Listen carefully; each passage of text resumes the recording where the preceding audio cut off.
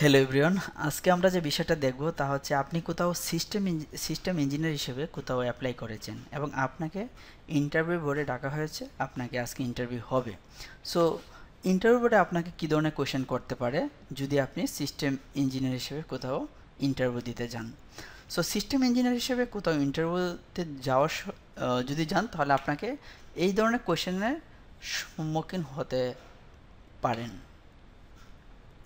Okay, first of all আপনাকে এই ধরনের একটা কোয়েশ্চেন করতে পারে যে explain the rule of Windows server, মানে উইন্ডোজ সার্ভারের যে আসলে রুল রয়েছে সেগুলো এক্সপ্লেন করার জন্য। সো এখানে রুল যে বিষয়টা রয়েছে, রুল হচ্ছে নর্মালি আপনি যদি কোথাও জব করতে যান বা আপনার, আমি ধরে নিলাম যে আপনার কোথাও চাকরি হয়েছে, তো তখন আপনাকে কিছু রুল ফলো করতে হবে না, লাইক দ্যাট আপনাকে একটা নির্দিষ্ট সময়ে আসতে হবে অফিসে আসলে আপনার একটা ড্রেস কোড মেনটেন করতে হবে। সো এগুলো হচ্ছে কি আপনার এই অফিসে, মানে আপনি কন্টিনিউ আসলে জব করার জন্য আপনাকে এই রুলগুলো ফলো করতে হচ্ছে। সিমিলারলি উইন্ডোজ সার্ভার যখন আপনি ইউজ করবেন তখন আপনার এই উইন্ডোজ সার্ভার আন্ডারে অনেকগুলো ক্লায়েন্ট পিসি থাকবে না, অর্থাৎ এই ক্লায়েন্ট পিসিগুলোকে আপনি কি রুল দিবেন, অর্থাৎ ওই ক্লায়েন্ট পিসি কী ফেসিলিটি পাবে, সেই ফেসিলিটিগুলো বা আপনি যে প্রিভিলেজ দিবেন সেই প্রিভিলেজগুলোই হচ্ছে রুল। অর্থাৎ এই উইন্ডোজ সার্ভারের রুল হচ্ছে আমি ক্লায়েন্ট পিসিগুলোকে কী ধরনের সার্ভিস দিব। আমি এখানে একটা শর্ট একটা ডেসক্রিপশন দিয়ে দিয়েছি যে Windows Server is an operating system that uses a centralised computer that provide specific function predetermined rules for user and computer connected to a network. অর্থাৎ আপনার নেটওয়ার্কে যে ক্লায়েন্ট পিসিগুলো রয়েছে এই ক্লায়েন্ট পিসিগুলোকে আপনি কি রুল দিবেন সেই রুলটাই হচ্ছে বেসিক্যালি উইন্ডোজ সার্ভারের রুল। ওকে, গ্রেট। দেন আপনি যে কোশ্চেনের সম্মুখীন হতে পারেন যে আচ্ছা, যেহেতু আপনি সিস্টেম ইঞ্জিনিয়ার হিসেবে অ্যাপ্লাই করেছেন, তো আপনাকে যেহেতু আপনি যেহেতু সিস্টেম ইঞ্জিনিয়ার হিসেবে আপনি জয়েন করেছেন বা ইন্টারভিউ দিচ্ছেন, সেজন্য আপনাকে এই ধরনের একটা কোয়েশ্চেন ফেস হইতে পারেন। তো সেটা হচ্ছে যে হোয়াট ইজ উইন্ডোজ ডোমেন, অর্থাৎ উইন্ডোজের ডোমেনটা কী। কারণ উইন্ডোজের ডোমেনটা হচ্ছে যে বেসিক্যালি মানে একটা সেন্ট্রাল একটা লোকেশন অ্যাকচুয়ালি, ঠিক আছে। অর্থাৎ আমার যে কম্পিউটারগুলো রয়েছে, আমার যে আসলে প্রিন্টার বলি, আমার ইউজার অ্যাকাউন্ট, অর্থাৎ সব কিছু একটা ডোমেনের আন্ডারে থাকবে, ঠিক আছে। অর্থাৎ এই ডোমেন থেকে সব কিছু কন্ট্রোল হবে। ওকে, অর্থাৎ এই ডোমেন বেসিক্যালি যে সার্ভিসটা দিবে সে, ওকে, এখানে আমি একটা শর্ট ডিসক্রিপশন দিয়ে দিয়েছি যে Windows domain is a centralise location for user accounts, computers, printers and security feature as part of database control by a domain controller. What is DNS and which port does it use? এই ধরনের একটা question আপনাকে করতে পারে। So what is DNS? DNS তো আমরা জানি কি, DNS stand for domain name system. অর্থাৎ আমরা এই ডোমেন নেম সিস্টেমটা আমরা ইউজ করি কেন? কারণ আমরা আইপি মনে রাখতে পারি না, তাই না? আইপি মনে রাখাটা পারি, বাট এটা একটু কষ্টসাধ্য একটা কাজ। সেজন্য আইপি যেন মনে রাখতে না হয়, সেজন্য এই আইপির এগেনস্টের নাম আমরা যে নাম দিয়ে আসলে ডিফাইন করে বা নাম দিয়ে আমরা সহজে ইজিলি ফাইন্ড আউট করতে পারি। এই জন্য যেটা হচ্ছে বেশ ইজিলি আমরা মনে রাখতে পারি। সো এই জন্য ডিএনএস সার্ভার আমরা ইউজ করে থাকি, তাই না? এবং আরেকটা কোয়েশ্চেন করেছে যে which port does it use. তো বেসিক্যালি ডিএনএস এর পোর্ট নাম্বার কত? 53। এগুলো আসলে আপনার মাথায় রাখতে হবে কিছু জিনিস, যেমন পোর্ট নাম্বার, তারপরে একটা স্ট্যান্ড ফর। সো এগুলো কিন্তু আপনার, আর যখন একটু এক্সপ্লেন করতে বলে সেটা আপনি হয়তো মনের মতো এক্সপ্লেন করে দিলেন, বাট কিছু জিনিস কিন্তু আপনার মাথায় রাখতে হবে সবসময়। আমি এই যে DNS stand for domain name system and it's mostly use to interpret domain name into numeric IP address. দেখছেন? So DNS use port 53। Okay, then আরেকটা এই ধরনের কোয়েশ্চেন করতে পারে what is active directory. So active directory কি? আচ্ছা, normally যদি আমরা ডিরেক্টরি বলতে কী বুঝি, নর্মালি একটা ডিরেক্টরিতে কী থাকে? একটা ডিরেক্টরিতে নর্মালি একটা মানুষের নাম থাকে, তার মোবাইল নাম্বার, তাই না, তার কোন জায়গায়, তার ইমেল অ্যাড্রেস সব কিছু দেওয়া থাকে। তো সিমিলারলি উইন্ডোজের অ্যাক্টিভ ডিরেক্টরি হচ্ছে একটা সার্ভিস যেখানে হচ্ছে মানে এমপ্লয়ীদের বা ইউজারদের সকল ইনফরমেশন থাকে, সিম্পলি আপনি বলে দিবেন। Active Directory is a service of Windows Server operating system. Active Directory is used or user and computers authentication within a domain. Okay. Then what is DHCP? So basically DHCP server আমরা কেন configure করি বা DHCP সার্ভারটা কি? DHCP হচ্ছে dynamic host control protocol. তো basically DHCP server configure করলে যেটা হয় যে অটোমেটিকলি কি আইপি অ্যাসাইন হয়ে যায়, ফলে আমাদের কি স্ট্যাটিকলি কি আইপি বসানোর প্রয়োজন হয় না। ওকে, অসম। যে DHCP stand for dynamic host configuration protocol, IP assign in PC dynamically. ওকে,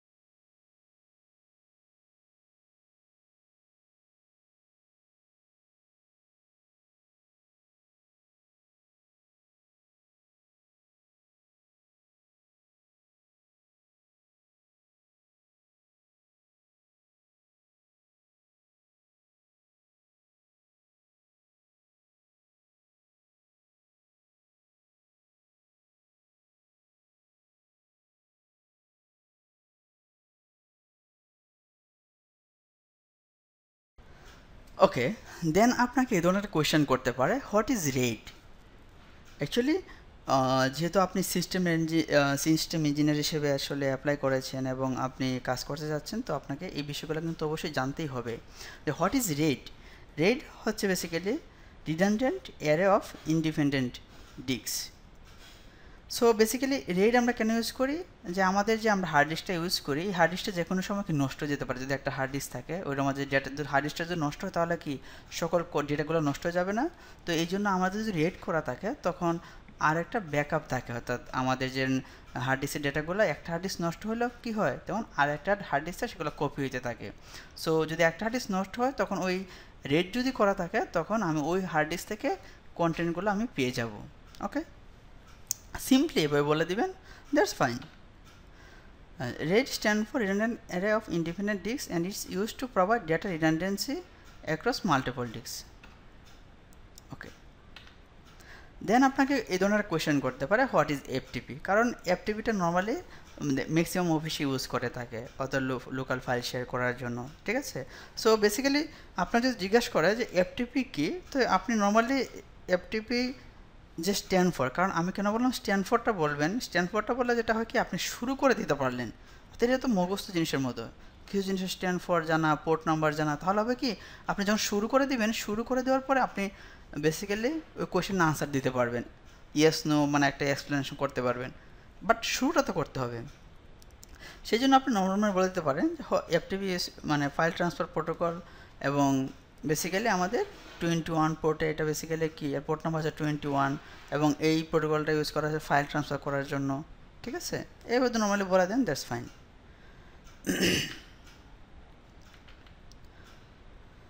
দেন এই ধরনের একটা কোয়েশ্চেন করতে পারে যে which command would you use into test network connectivity, অর্থাৎ নেটওয়ার্ক কানেক্টিভিটি টেস্ট করার জন্য আমরা কী কমান্ড ইউজ করি।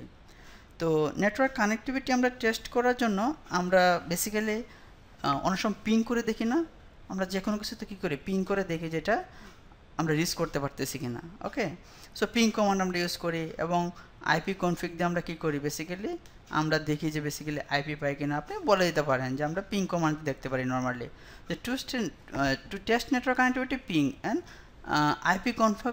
আইপি কনফিগ কমান্ড ইউজ করা হয় বেসিক্যালি আমাদের কি আইপি দেখার জন্য, তাই না। ওকে, গ্রেট।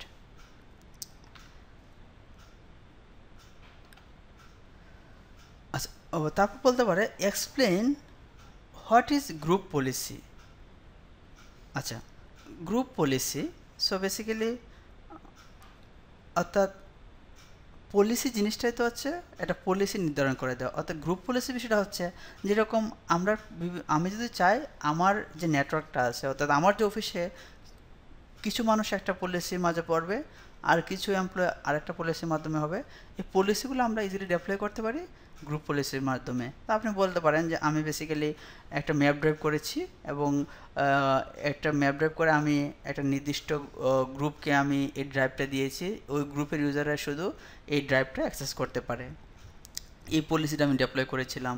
আমি এমন একটা পলিসি ডেপ্লয় করেছিলাম যে বেসিক্যালি আমাদের অফিসের আমি যে জায়গায় ছিলাম বা আমি যে ইউনিভার্সিটিতে পড়াশোনা করেছিলাম বা আমি যে জায়গায় ট্রেনিং করেছিলাম এখানে ইউএসবিগুলো বন্ধ করে দিয়েছিলাম।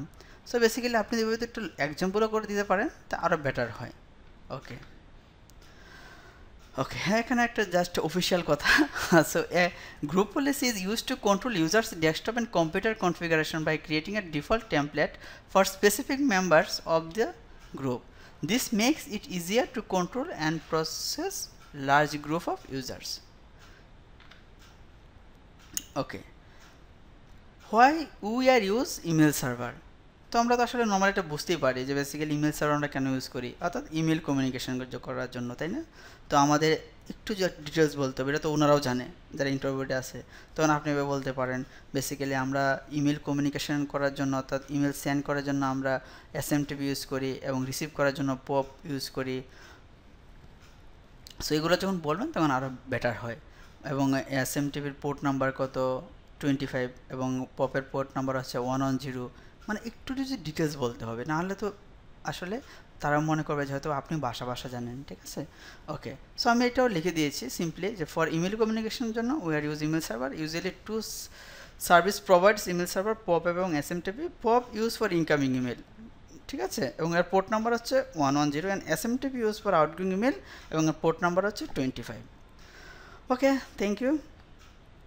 অ্যান্ড ইন্টারভিউ অবশ্যই খুব পোলাইট থাকবেন, always keep smiling and good luck. Take care. Bye bye.